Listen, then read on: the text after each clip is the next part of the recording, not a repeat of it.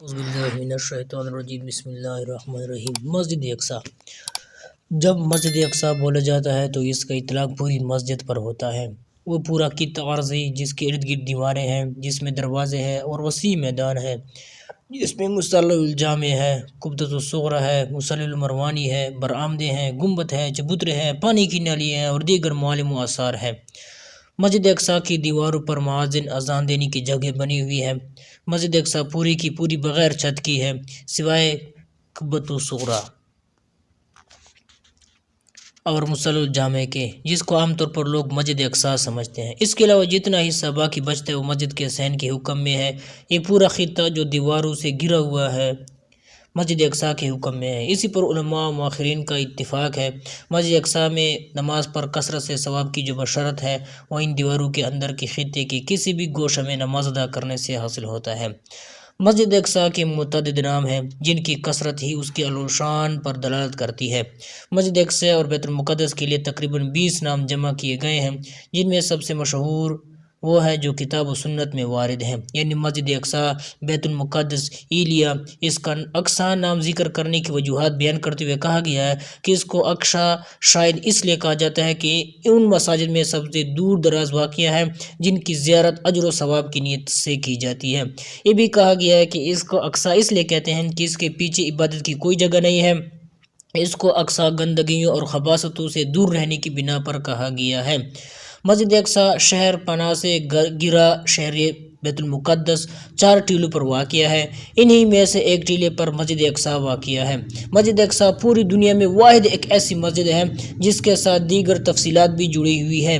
چنانچہ مسجد اقصی میں متعدد عمارتیں ہیں، گنبد، پانی کی نالیاں، چبوترے، برآمدے، مدارس، پانی کے حوض، درخت، مرابع، مسند و ممبر، متعدد مؤذن، دروازے، کنویں، کتب خانے، ائمہ کے حجرے، مسجد اقصی کی نگرانی کرنے والوں کے کمرے، سب اس میں کیا ہے شامل ہیں۔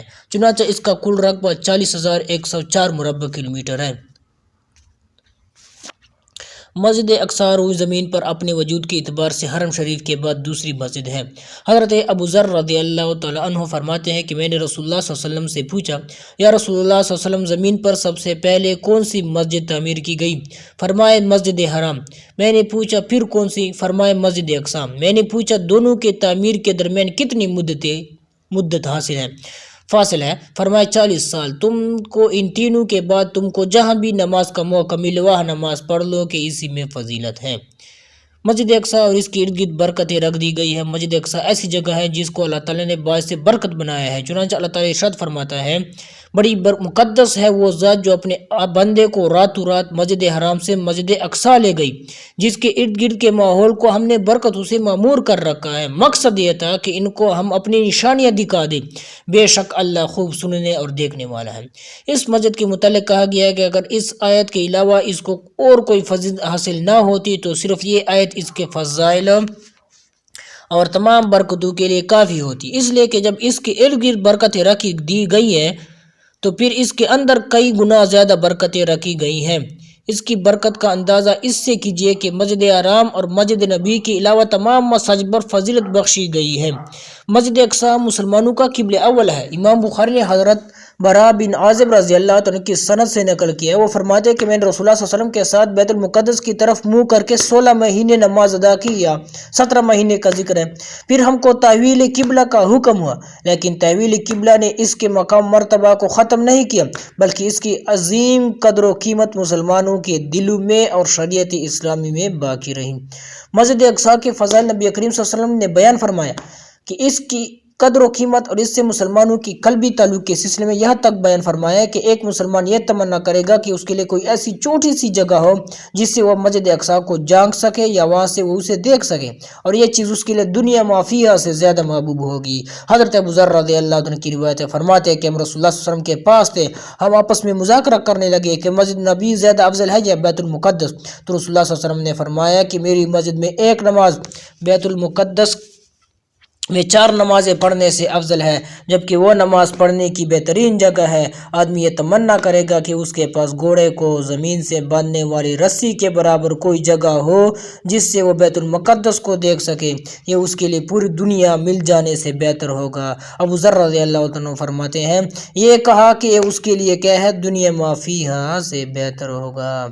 مسجد اقصی کی فتح سے قبل ہی نبی کریم صلی اللہ علیہ وسلم نے اس کی فتح کی بشارت دی۔ آپ صلی اللہ علیہ وسلم یہ بشارت علامات نبوت میں سے ہیں۔ عوف بن مالک فرماتے ہیں کہ میں نبی کریم صلی اللہ علیہ وسلم کے پاس غزوہ تبوک میں آیا اور آپ صلی اللہ علیہ وسلم چمڑے کے خیمے میں تھے، تو آپ صلی اللہ علیہ وسلم نے فرمایا قیامت کی 6 نشانیاں شمار کرو۔ ان کو ذکر کرنے کے بعد آپ صلی اللہ علیہ وسلم نے انہی میں سے فتح بیت المقدس ذکر کیا۔ مسجد اقصی میں اس جماعت کا ٹھکانہ ہے جس کی مدد اللہ کرے گا، وہ مومنین کے گھر کا مرکزی حصہ ہوگا۔ نبی کریم صلی اللہ علیہ وسلم نے ارشاد فرمایا کہ میری امت میں ایک گروہ ہمیشہ ایسا رہے گا جو حق کے لیے برسر پیکار رہے گا اور ان لوگوں پر غالب آئے گا جن سے ہماری دشمنی ہوگی، یہاں تک کہ اس گروہ کا آخری فرد مسیح دجال سے جنگ کرے گا۔ اس نے طبرانی نے اس کو نقل کیا اور البانی نے اس کو صحیح قرار دیا۔ یہ بات معلوم ہے کہ عیسیٰ علیہ السلام دجال کو فلسطین میں باب لد کے پاس پکڑیں گے اور قتل کریں گے۔ مسجد اقصی بیت المقدس اور بلاد شام کی زمین وہ سرزمین ہوگی جہاں حشر و نشر قائم ہوگا، تمام بندوں کو جمع کیا جائے گا۔ نبی اکرم صلی اللہ علیہ وسلم آزاد کردہ باندی میمونہ بنت سعد فرماتی ہے کہ میں نے رسول اللہ صلی اللہ علیہ وسلم سے کہا کہ ہم کو بیت المقدس کے بارے میں بتائیے۔ آپ صلی اللہ علیہ وسلم نے فرمایا کہ وہ حشر و نشر کی زمین ہے۔ مسجد اقصی وہ مقام ہے کہ جس میں مومنین دجال سے بچ کر پناہ لیں گے اور اس میں نہ داخل ہو